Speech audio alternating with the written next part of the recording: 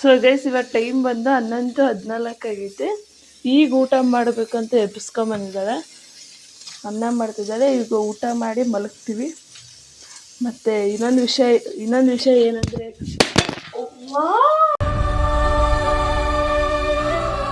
Phone ಬೇಯಿಸ್ಕೊಂಬಿಟ್ಟೆ guys. Phone ಬೇಯಿಸ್ಬಾರ್ದು ಅಂತ ಐತೆ, ಆದರೂ ಬೇಯಿಸ್ಕೊಂಬಿಟ್ಟೆ. ಏನು ಮಾಡೋಕ್ಕಾಗಲ್ಲ, ಎಲ್ಲ ನಮ್ಮ ಮನೆ ಬರ. ನನಗೂ ಫೋನ್ಗೂ ಇರೋ ಅದು ಏನಂತಾರೆ ದೋಷ, ಅದು ಏನು ಮಾಡೋಕ್ಕಲ್ಲ. ಅದು ನನ್ನ ಫೋನ್ನ ತುಂಬ ಇಷ್ಟಪಡ್ತೀನಿ ನಾನು. ಅದು ಇವರಿಂದಾನೇ ಬಿದ್ದಿದ್ದು ಕೊಡ್ತೀನಿ ನಾನು. ಅದಕ್ಕೆ ನಮ್ಮ ಅಕ್ಕರ ಸಪೋರ್ಟ್ ತುಂಬ ಅವಶ್ಯಕತೆ ಇದೆ. ಮಾಡ್ತಾರೆ ಅಂತ ತಿಳ್ಕೊಂಡಿನಿ, ಮಾಡಲಿ. ನೀವು ಸಪೋರ್ಟ್ ಮಾಡ್ರಿ. ಫಸ್ಟ್ ಕ್ಯಾಮ್ರಾ ಹಿಡ್ಕೊಳೋದು ಕಲಿ. ನೀನ್ ಈ ತರ ಬಿಗಿ ಅಂತ ಬಿಕ್ಕಳ್ತಾ ಇದ್ರೆ ನನಗೆ ತಿಕ್ಕಲಿ ಹಿಡಿಯುತ್ತೆ. ಸೊ ಗೈಸ್ ಈ ಲಾಗ್ನ ನಾನು ಬೆಳಗ್ಗೆ ಕಂಟಿನ್ಯೂ ಮಾಡ್ತೀನಿ. Good night.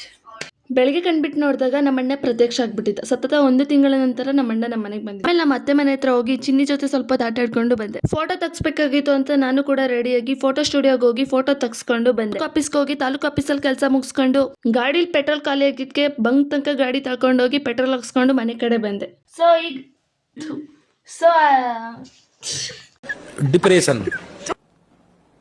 डिप्रेशन में रहता हूँ हमेशा. अभी मैं डिप्रेशन में हूँ.